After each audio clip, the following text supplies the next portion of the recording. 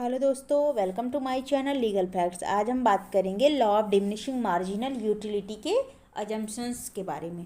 तो चलिए पहले इंट्रोडक्शन देखते हैं कि law of diminishing marginal utility होता क्या है।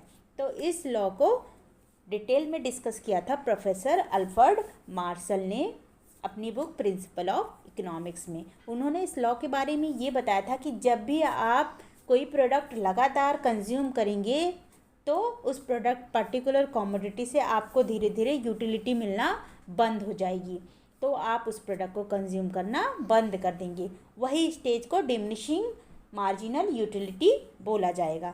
इसके बाद अभी अजम्पशंस की बात करें तो जब भी कोई लॉ बनाया जाता है उस लॉ को फॉलो करने के लिए कुछ अजम्पशंस बनाए जाते हैं। वो अजम्पशंस के रूल अगर फॉलो होंगे तो ही वो लॉ काम करेगा। तो चलिए अजम्पशंस के बारे में बात करते हैं। अजम्पशंस का मतलब ही होता है अज्यूम, ठीक है। तो पहला पॉइंट है रैशनैलिटी। अल्फ्रेड मार्शल ने पहले पॉइंट में ये बोला कि consumer is assume to be rational. इसका कहने का मतलब ये है कि जो भी कंज्यूमर है वो नॉर्मल होना चाहिए, साउंड माइंड होना चाहिए, ताकि अगर वो कोई प्रोडक्ट कंज्यूम करता है तो उस प्रोडक्ट का मैक्सिमाइजेशन सेटिस्फैक्शन उसको गेन हो, वो महसूस कर सके, ठीक है। अब दूसरे पॉइंट की बात करें तो कार्डिनल मेजरमेंट। दूसरे पॉइंट में ये लॉ ये अज्यूम करता है कि यूटिलिटी को न्यूमेरिकली में मेजर्ड किया जा सकता है। अगर मेजर्ड किया गया तो ये मैथमेटिकल ऑपरेशन जो है वो इजीली पॉसिबल हो जाएगा और सारी चीज़ों से साथ कंपेयर करने के लिए। लेकिन रियल में यूटिलिटी को मेज़र नहीं किया जा सकता, ये सिर्फ एक अजम्पशन है। तीसरा पॉइंट है होमोजेनिटी। तीसरे पॉइंट में अल्फ्रेड मार्शल ने ये कहा कि all units of commodity consumed are exactly homogeneous या फिर identical in size, shape, colour, taste etcetera. कहने का मतलब ये है कि जब भी आप कोई चीज़ लगातार कंज्यूम कर रहे हैं तो वो हर यूनिट सेम होना चाहिए, शेप में, साइज़ में, कलर में आइडेंटिकल होना चाहिए। जैसे कि अभी आपको समोसा, बहुत भूख लगी है तो आप समोसा खा रहे हैं, तो बाद में आपको पानी पूरी खाना है, या फिर आपने कोई प्रोडक्ट ही चेंज कर दिया तो हर प्रोडक्ट का अलग अलग आपको यूटिलिटी प्रोवाइड होगा, तो फिर प्रोडक्ट तो होमोजीनियस रह नहीं गया, तो डिमिनिशिंग मार्जिनल यूटिलिटी यहाँ पे आएगी ही नहीं, क्योंकि हर प्रोडक्ट का अलग अलग टेस्ट है, अलग अलग साइज़ है, तो आपको हर प्रोडक्ट से अलग अलग यूटिलिटी गेन होगी। तो इसीलिए उन्होंने बोला कि प्रोडक्ट शुड बी होमोजीनियस। उसके बाद चौथा पॉइंट है कंटिन्यूटी। चौथे पॉइंट में अल्फ्रेड मार्शल ने कहा है कि all units of commodity are consumed in quick succession without any lapse of time. मतलब अगर आप कोई प्रोडक्ट कंज्यूम कर रहे हैं तो लगातार कंज्यूम करिए बिना विदाउट लैप्स ऑफ टाइम के। जैसे आपको चॉकलेट मिला है बहुत सारा, तो आप अगर एक साथ खाएंगे तो ऊब जाएंगे, सेटिस्फाई हो जाएंगे, फिर एक टाइम के बाद आप नहीं खाएंगे 8-10 चॉकलेट कंज्यूम करने के बाद। लेकिन अगर आपको वही चॉकलेट सुबह खाना है, दोपहर खाना है, शाम को खाना है, तो आप जितनी बार खाएंगे आपको उतनी ज़्यादा यूटिलिटी मिलेगी, आपका मन नहीं भरेगा। तो यही बोला गया है कि जब भी आप कोई प्रोडक्ट कंज्यूम कर रहे हैं तो उसको लगातार करिए ताकि आपको उस प्रोडक्ट से डिमिनिशिंग यूटिलिटी मिलना शुरू हो जाए, तभी ये लॉ उस पर फॉलो होगा। तो जो भी यूनिट आप कंज्यूम कर रहे हैं वो लगातार कंज्यूम करिए। उसके बाद पांचवा पॉइंट बोलता है रीजनेबिलिटी। इस पॉइंट में अल्फ्रेड मार्शल ने कहा है कि all the units of a commodity consumed are of reasonable size, they are neither too big nor too small.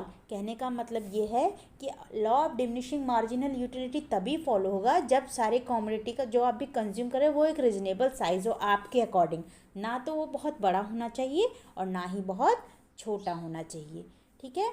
इसके बाद का पॉइंट है constancy. All the related factor like income, taste, habits, choices, likes, dislikes of a consumer should remain constant. Marginal utility of money is also assumed to be constant. कहने का मतलब ये है कि अगर आप कोई प्रोडक्ट कंज्यूम कर रहे हैं तो ये जो बाकी के सारे फैक्टर है वो कांस्टेंट होना चाहिए, तभी ये लॉ फॉलो करेगा, नहीं तो नहीं करेगा। उसके बाद है सातवां पॉइंट डिविजिबिलिटी। मतलब ये लॉ ये अज्यूम करता है कि कोई भी कमोडिटी अगर कस्टमर कंज्यूम कर रहा है तो डिविजिबल होना चाहिए, छोटे छोटे पार्ट में होना चाहिए, स्मॉल क्वांटिटी में होना चाहिए। जैसे कि आप कोई चीज़ खा रहे हैं तो वो छोटा छोटा हो ताकि आप यूटिलिटी को गेन कर सके छोटे छोटे हिस्सों में। यहाँ पे एक अगर एग्जांपल की बात करें तो जैसे आप पानी पूरी खा रहे हैं तो आपका छोटा छोटा पानी पूरी आप खा रहे हैं बार बार, और हर यूनिट में आपको अलग अलग यूटिलिटी मिल रही है। लेकिन अभी यहाँ बड़े चीज़ों की बात करें, जैसे रेफ्रिजरेटर हो गया, टीवी हो गया, तो वो बहुत ही बड़ा हो जाता है, उसको डिवाइड नहीं कर सकते, उसको आपको एक ही बार ख़रीदना है। अब आपको उसमें यूटिलिटी मिली या नहीं मिली वो डिविजिबल नहीं हो सकता, आपको वो लेना है और वो आप एक ही बार ही लेंगे, बार बार नहीं ले सकते। तो ये लॉ उस पर अप्लाई नहीं होता।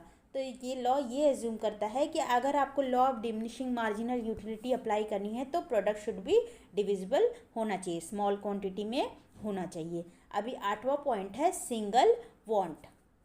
अल्फ्रेड मार्शल ने कहा है कि law of diminishing marginal utility को अप्लाई करने के लिए सिंगल वांट होना ज़रूरी है।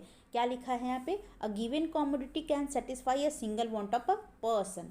The law assume an experience of a single want which are completely satiable at a given point of time. Satiable मतलब सेटिस्फाई होना, पॉइंट ऑफ सटाई।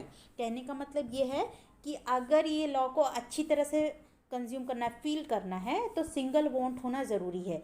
जैसे अभी यहाँ पे सेवरल वांट भी होता है, इलेक्ट्रिसिटी हो गया, वाटर सप्लाई हो गया, तो ये सेवरल वांट है, सबको अलग अलग यूटिलिटी मिलती है। पर अगर सिंगल वांट रहेगा तो परफेक्टली पता चलेगा, मेज़र किया जा सकेगा कि law of diminishing marginal utility perfectly हो रहा है। तो 8वां पॉइंट क्या बोलता है कि सिंगल वांट होना भी ज़रूरी है। तो ये 8 पॉइंट है assumptions law of diminishing marginal utility के। आई होप आपको समझा होगा।